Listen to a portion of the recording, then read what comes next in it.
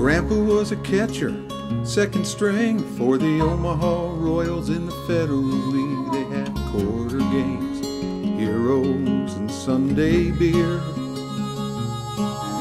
And if he could have handled the breaking ball, he could have took his troubles and pitched them all. Just a bat and glove and heart that knew no fear.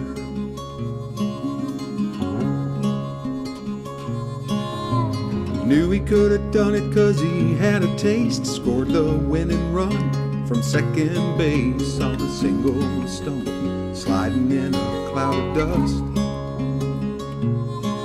Then they threw at his head and he got shy, put his foot in the bucket every time. Never saw another pitch that he could trust.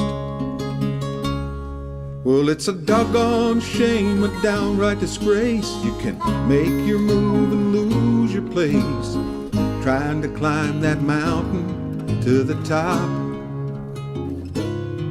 And if it gets so dark that you just can't see, only thing makes sense to me is start running for the light, never stop.